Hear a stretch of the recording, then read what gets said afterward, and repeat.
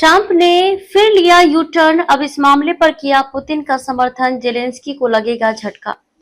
रूस यूक्रेन युद्ध में रूसी सेना ने यूक्रेन के एक बड़े हिस्से पर कब्जा कर लिया है। पुतिन किसी भी कीमत पर कब्जा की गई जमीन को छोड़ने को तैयार नहीं है। अमेरिकी राष्ट्रपति डोनाल्ड ट्रंप ने भी युद्ध रुकवाने की ठान ली है। ट्रंप ने पुतिन के जमीन कब्जाने वाले प्रस्ताव को स्वीकार कर लिया है, लेकिन जेलेंस्की ने डोनबास को रूस को सौंपने से इनकार कर दिया है।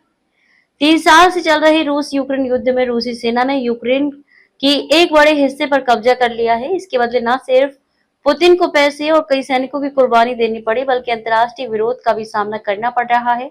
इतना सब कुछ खोने के बावजूद पुतिन समझौता करने को तैयार नहीं है। उनका साफ कहना है कि वो यूक्रेन में कब्जा की गई जमीन को किसी भी कीमत पर नहीं छोड़ेंगे। यही वजह है कि दोनों देशों में सीज फायर पर सहमति नहीं बन रही है। मगर अमेरिकी राष्ट्रपति डोनाल्ड ट्रंप ने भी युद्ध रुकवाने की ठान ली है।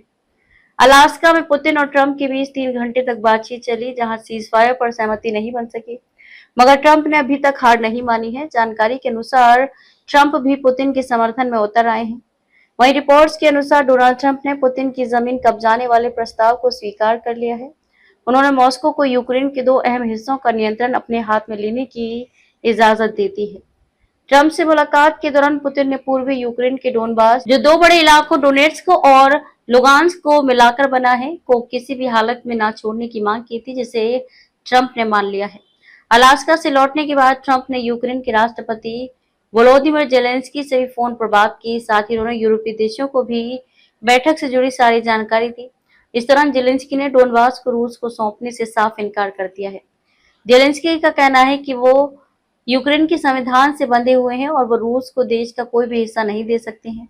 हालांकि जेलेंस्की ने रूस, अमेरिका और यूक्रेन के साथ द्विपक्षीय वार्ता के लिए हामी भर दी है। चैनल को लाइक करें, सब्सक्राइब करें, बेल आइकन दबाना ना भूलें। अगर आप हमें फेसबुक, ट्विटर, इंस्टा के माध्यम से देख रहे हैं तो KTV न्यूज को फॉलो करें।